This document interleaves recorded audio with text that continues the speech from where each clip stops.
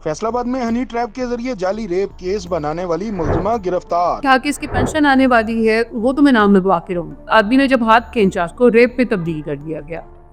Ma'am बताइएगा कि इसकी असल मुहरकत क्या है, ये क्या केस था? तो हमारे पास एक एप्लीकेशन मौसूल होती है, कोर्ट का ऑर्डर के साथ हमें मेडिकल करवाने के लिए कहा जाता है कि कोर्ट का ऑर्डर लिया गया और हमारा मेडिकल करवाया गया, रेप किया गया।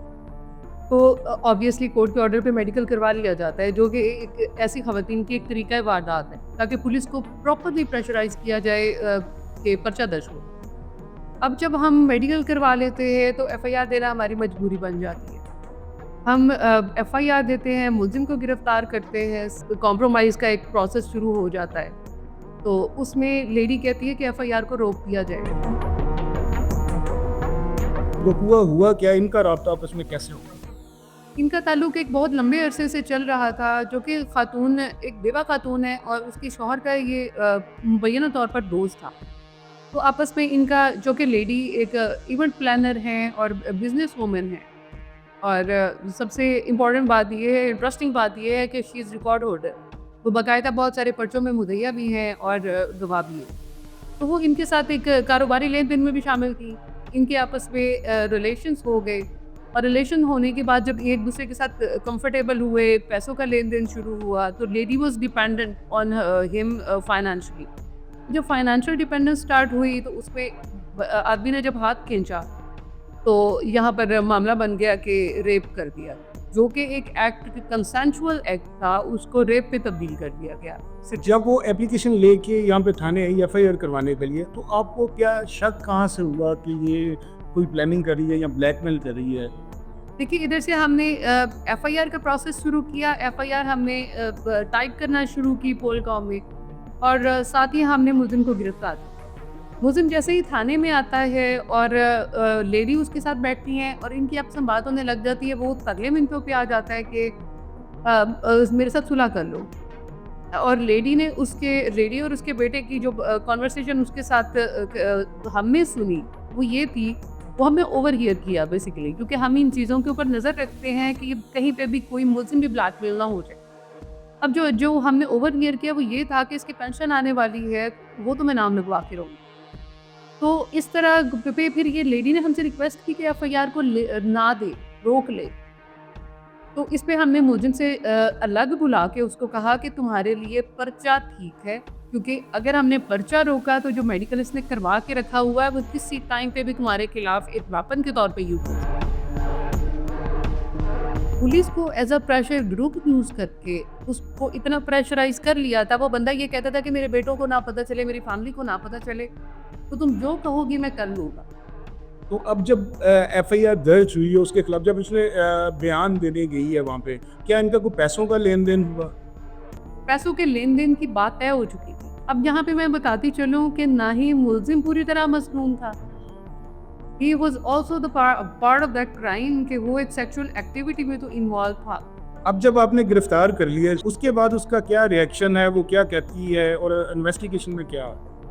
वो ये कहती हैं कि मैं इसके साथ सिर्फ सुलह करना चाहती थी, और मतलब हमारा आपस में डील हो गई थी, हम सुलह करना चाहते थे, आपने हम पे गलत पर्चा किया। पुलिस को जब इन्वॉल्व किया तो दैट मीन्स उसने हमें, पुलिस को यूज़ किया है अपने मजमूम मकासद के। ये जो मुलजिमा गिरफ्तार की है, इसने पहले भी कोई एफआईआर दर्ज करवाई है या कोई एप्लीकेशन लेके ही लेन देन का मामला क्लियर कर लिया? इनकी बहुत सारी एफआईआर्स हैं, ये 392, 380, बहुत सारे केसेस में ये मुद्दइया है। तो आप इस हवाले से औरतों को क्या मैसेज देना चाहती हैं कि जो ऐसे केसेस में इन्वॉल्व हैं? मैं उन तमाम ख़वातीन को ये मैसेज देना चाहती हूँ कि don't take us as an easy task. हम पुलिस हैं, हम विक्टिम के साथ खड़े हैं, हमें एक हथियार के तौर पे इस्तेमाल करने की कोशिश ना करें। इससे जो ओरिजिनल विक्टिम है उनकी हौसला शिकनी होती है, वो ये समझेंगी कि उनके साथ भी वही होगा जो पेशावर ख़वातीन के साथ हो रहा है, जबकि हमारा स्टांस विक्टिम, जेन्युइन विक्टिम के हक में अलग है और प्रोफेशनल ख़वातीन के बारे में अलग है। ये अकेली है या इनका कोई गैंग बना हुआ है जो इसके साथ है? देखिए, फ़िलहाल तो ये अकेली ही सामने आई हैं, या कुछ 1-2 लॉयर्स हैं जिन्होंने इसको पहले कोर्ट भेजा, और बजाय इसके कि अगर इनके साथ कोई इंसिडेंट हुआ है, यूजुअली प्रैक्टिस ये होती है कि अगर किसी के साथ इस तरह का इंसिडेंट होता है तो वो पुलिस में आकर रिपोर्ट करते हैं, कोई एप्लीकेशन लेकर आते हैं या 15 पे कॉल चलाते हैं, कुछ इस तरह से होता है। लेकिन आप देख रहे हैं कि ये इसको बिल्कुल और तरीके से मैनेज किया गया है।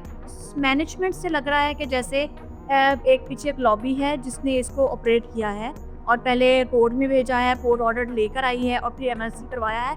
तो इस तरीकाकार से लग रहा है कि इनके पीछे प्रॉपर फंक्शनल लॉबी है।